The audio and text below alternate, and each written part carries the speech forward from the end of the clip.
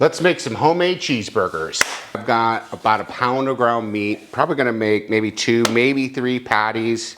I don't really over season. I'm Italian, so of course you need a little garlic powder, right? And I keep it really simple. Montreal steak seasoning, nice and easy. Got salt, got pepper in it. And you can't go wrong with Worcester. Not too much, just enough to get a little umami flavor. We shall see. All right, so I don't actually put any kind of fillers in my burgers, like breadcrumbs. Some people do. I prefer not to. Keep it all just beef. And I made some homemade hamburger buns last night. So I want to make sure that we get a good enough patty here. Can you show us the buns?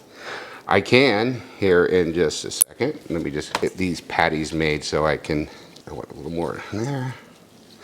Let's make these things big. So there's a good one. And we'll be using our Gemelli Steakhouse Grill to barbecue these burgers. What's the Steakhouse Grill? Steakhouse Grill is our 1560 degree grill. Cooks steaks in minutes, burgers, any kinds of proteins. You can use it all year round so you don't have to deal with the cold winters. We don't have much of those here in Arizona, but all right, so the patties are ready. Well, it's gonna let those sit and I'll go grab.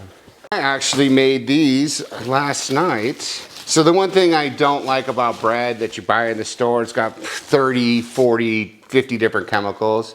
I made these hamburger buns with 6 ingredients. Beautifully nice and shaped.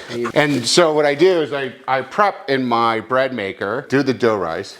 I use this to do all of my dough prep. I use the dough rise setting.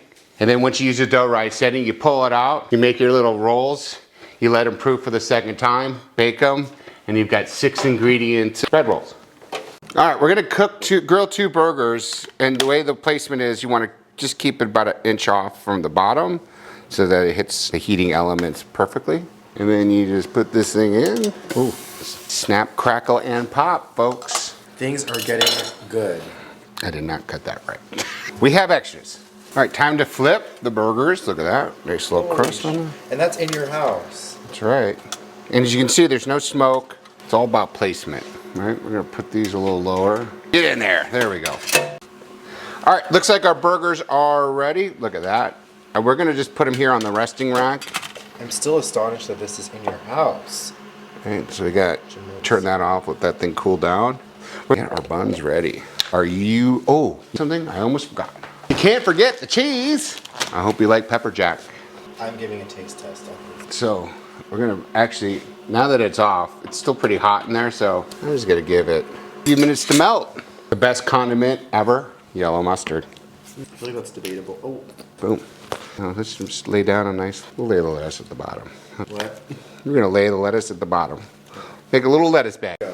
All right, I think these burgers are ready. Ooh, look at the melty cheese. Probably shouldn't use my fingers, but I'm going to. Oh, did I just do this wrong? I probably did. And there we go. Homemade cheeseburgers, manja. Give it a bite. Oh, it's so juicy. Is that good? That's good. All right, well, thanks for coming. You gotta give an outro. Make homemade cheeseburgers at home. Trust me, you'll love it. With the Gemelli Home Products. I see you.